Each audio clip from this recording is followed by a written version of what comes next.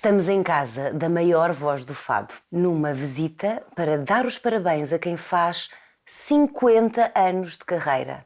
Dispensa todas as apresentações, porque seja a falar ou a cantar, é sempre coerente dizer silêncio. Vamos ouvir o Sr. Carlos do Carmo. Bem-vindo. Obrigado. Carlos do Carmo, apelido da mãe, fadista. Registou-se mesmo, fez questão de ir ao notário registar-se como Carlos do Carmo. Não era meu nome. Minha mãe chama-se último nome, portanto, apelido Ascensão. E o meu pai Almeida. E os meus filhos completamente vidrados na ideia do Carmo, mas o pai não é Carmo, e pronto. E por vontade dos filhos eu mudei o meu segundo nome e coloquei Carmo. Ficou toda a gente contente e eu também. Que idade é que tinha quando decidiu fazer? Há muitos anos, foi há alguns anos atrás, não muitos. A melhor forma de celebrar é com a nova geração de fadistas? É uma boa maneira de celebrar. Eu não teria uma ideia concreta do que iria fazer, porque venho desde os 35 anos de carreira, mais ou menos, desde os 25. Venho sempre festejando, aos 25, aos 30, 35, 40, 45. Sentia que era uma data redonda especial e que queria fazer qualquer coisa. Mas foi a diretora da minha companhia de discos, à qual eu estou ligado há, sei lá, quantos anos, que teve essa ideia, falou, sugeriu. E eu achei piada, na altura não achei muita piada, mas depois pensei melhor e achei que ela tinha razão. E daí surgiu este disco. Fado é amor. E porquê é que o fado é amor? Eu não encontrei outra forma de falar de fado. Se eu lhe reconstituísse o meu percurso, dizia-lhe o seguinte: quando gravei o meu primeiro disco com orquestra, houve uma miúda que me quis conhecer, o artista, que passava na rádio. E casei-me com ela, até hoje. Portanto, Estamos a falar da Sra. Maria Judite. Veja lá o arranque, não é? Portanto, depois é uma coisa que eu, à medida que fui cantando, fui aumentando a minha paixão. Eu fiquei sempre mais responsável, através do modo como o público me foi tratando. E isso adensou a minha paixão. Porque hoje é uma coisa que eu faço com imensa paixão. Poucas vezes a saúde não me permite fazer um número grande de concertos por ano, mas cada concerto é um momento para mim muito particular. Eu praticamente não gasto dinheiro em psiquiatra e é ali que faz a sua terapia. Que faço a minha terapia, a minha catarse e divido com as almas o que me vai na alma. Fazer uma desgarrada é muito comum no mundo dos fadistas. Duetos, nem tanto. O Carlos do Carmo, aos 50 anos de carreira, continua a ser arrojado. O que é que procurou quando decidiu convidar todos estes jovens artistas? Procurei partilhar com eles o canto, ou seja, eu estive muito tempo a preparar este disco. A preparar no silêncio. Revi toda a matéria, fiz uma coisa que nunca faço, que é ouvir o que gravei e ler uma a uma as letras que cantei e os poemas que cantei. São 200 e tal, 240. E depois fiz uma seleção que se baseou primeiro nisto. Não vou cantar o óbvio. Portanto, os sucessos de carreira estão eliminados à partida. E vou escolher fado a fado, consoante a personalidade da mulher ou do homem que eu vou convidar. Neste caso, da menina ou do menino, que eu trato-os sempre por meus meninos. A escolha desses meninos e meninas também foi muito criteriosa. Foi óbvia para mim, percebe? Podem ter ficado fora 2, 3, 4 pessoas, não? Estas pessoas, por razões de proximidade, de gosto, etc., eram estas, 10. Com o convite vinha ao pacote. Olhe, para ti ou para si, conforme trato, tenho este fado. Gostas ou gosta? E invariavelmente a resposta era em cheio. E houve também uma reação muito engraçada que foi da Aldina. Duetos, Carlos? Mas duetos no fado? Mas nunca se fizeram duetos no fado. Só Aldina, calma, isto não é assim, eu não estou a impor nada a ninguém, você vai ver. O fado é o bailado. O Alfredo Marceneiro, o bailado, eu gosto tanto e tal. Está a ver? Então a gente vai aqui acertar e tal. Raramente me recordo de ter gravado um disco em que os 3 guitarristas, o guitarrista, o violista e o baixista, fossem tão intervenientes. muito intervenientes. Isto foi um verdadeiro trabalho de equipa. O técnico de som, meu filho, e o outro técnico de som foram completamente intervenientes. Quer dizer, a equipa muito pequena, mas muito interveniente. E depois a supervisora, que é a Judite. A parte final está ou não está. E quando ela diz não está, é curioso. É uma pessoa que não sabe uma nota de música. Em que momento é que a Judite se aproxima do estúdio de gravação para... Impecavelmente, porque todos eles têm uma ternura por ela incrível. E tem uma palavra a dizer? Ouça, vou-lhe dar este exemplo. Se houve um grande músico nesta terra, foi o Bernardo Sassetti. Sim. Um gênio. Nós gravámos um disco no estúdio do Pedro Brunhosa, no Porto. E gravámos 10 trechos. 5 foram gravados no primeiro take. Acabávamos e ele ficava a olhar para ela, assim.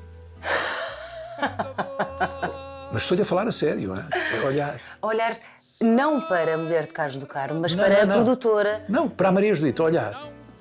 E ela fazia assim e ele começava a fazer flic-flacs. Como um miúdo.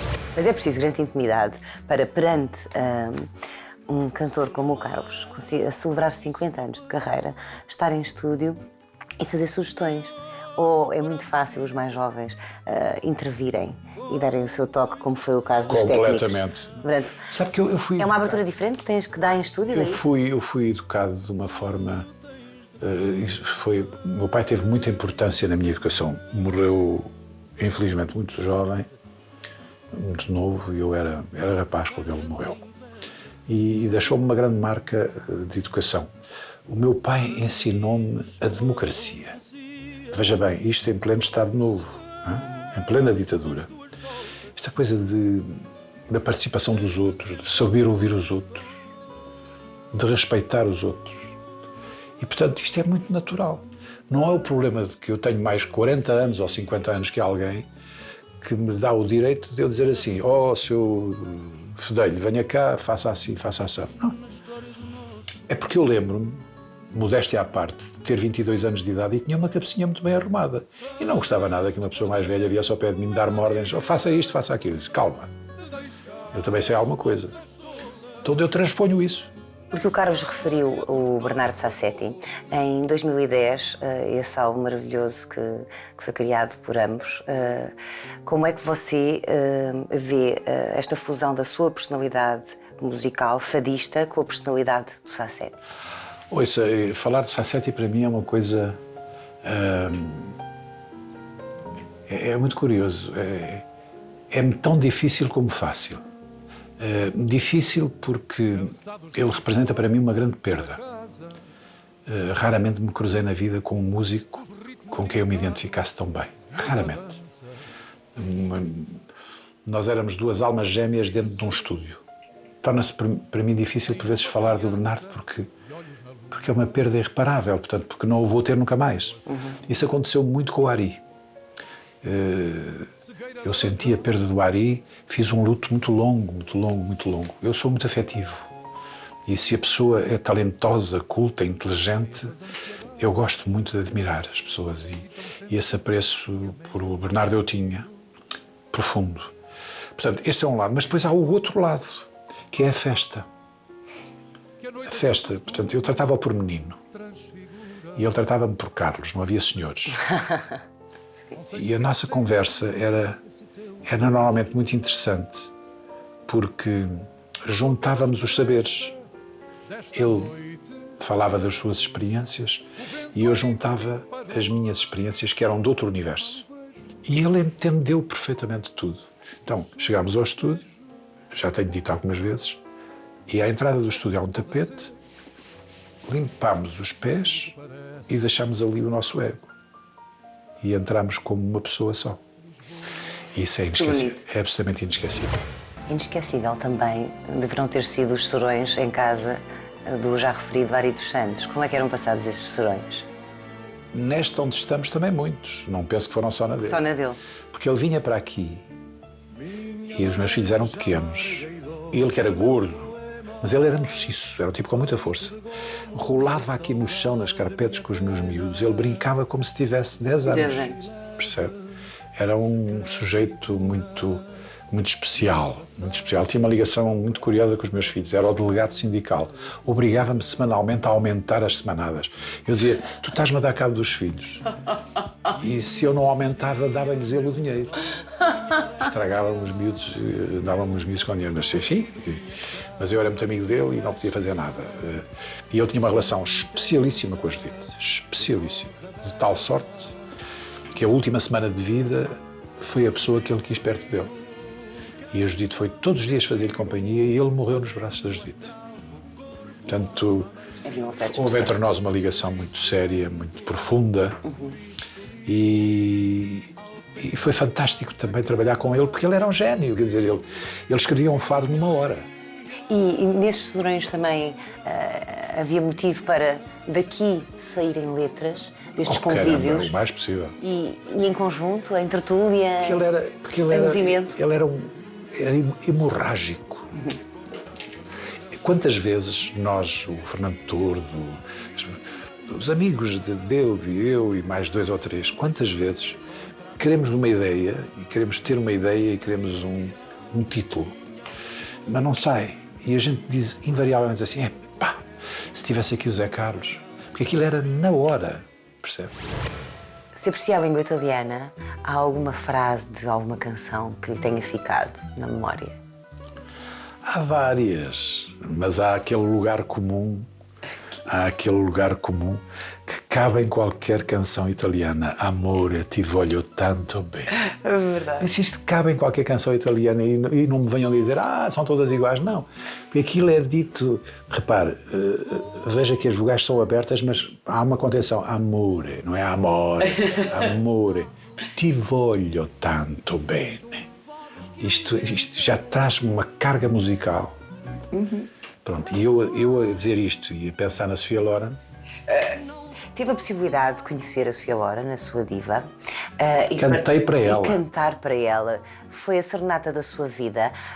Maria Judite ficou com ciúmes? Não, a serenata da minha vida foi aqui a princesa, que apareceu para ouvir o cantor. Essa foi a serenata da minha vida. A Sofia Loren foi um mito que ficou no nosso casamento. A Maria Judite houve anos a ouvir-me dizer, eu gostava que a Sofia Loren viesse a Lisboa, eu gostava nem que fosse só dar um passeiozinho no Rossio, só uma coisinha pequenina, dar um passeio no Rossio com ela, pronto, não queria mais do que isto. E ela ouviu isto tudo, até que a Sofia Loren chegou. E foi a um festival de cinema no Douro, e tudo se organizou no sentido de eu cantar para ela, e conversámos muito. E o que foi curioso foi que ela ficou estupefacta quando conheceu a Judite. Olhou e disse, que mulher é esta? Porque ela é muito napolitana, muito mãe e tal. E no final, eu distraído estava a conversar com outras senhoras na despedida, não sei o quê, e era a minha mulher que andava atrás de mim, a dizer assim, Carlos, olha que a Sofia anda à tua procura a despedir-se, quer se despedir de ti. Senhora, dove il suo marito e tal. Isto é engraçadíssimo. Não, nada de ciúmes, nem pensar nisso. Portanto, já tinha concretizado qual menino aquele sonho mas de e verdade, já estava pronto para o outro. Valeu a pena, porque é tão bom quando a pessoa corresponde àquilo que a gente pensa dela. Nos primeiros anos de carreira, quando as fãs ficavam delirantes nos espetáculos do Carlos, alguma vez sentiu ciúmes por parte da sua fiel companheira? Ela aprendeu muito cedo a viver com o assédio, porque o assédio era mesmo feito na frente dela. A Maria Judite é uma pessoa muito, muito especial na minha vida. A gente podia dizer, mas vocês estão casados há tantos anos. Não, isso podíamos estar casados há muitos anos e ser uma coisa acomodada. Não. É muito ralhada, muito discutida. É viva, é uma coisa muito viva. Ela tem uma personalidade forte, mas é uma pessoa muito boa, muito generosa e tem um temperamento muito acutilante. Ela é muito filosofia e, portanto, ela pensa, a pessoa que sabe pensar. E vamos dizer que, olhando para trás, com a vida que eu tive, que foi uma vida tão cheia, eu cantei nos 5 continentes, viajei o mundo.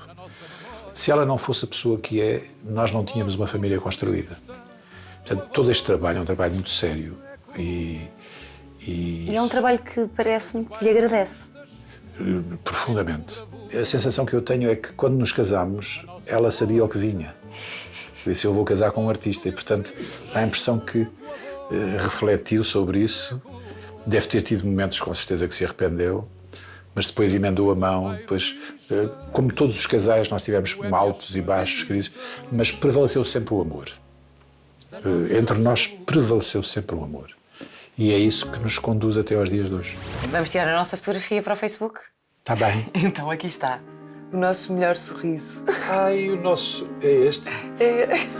Um sorrisozinho lá. Foi o que se conseguiu. Foi o que conseguiu. E agora vou enviar e os nossos seguidores já estão a ver lá em casa. E depois dizem like, não like. Like, não like, gosto mais. Ainda não conseguiram colocar mais ou menos. Portanto, ou gostam ou não Ou like gostam. ou não like. Tá bem. Não há uma terceira hipótese. Então agora só voltamos a encontrar-nos no CCB para os concertos. Muito obrigada por esta entrevista. E 50 anos de casado, para quando? Falta um ano e pouco. Cá estaríamos. Obrigado. Para aplaudir também essa união. Obrigado. de guitarras, uma janela.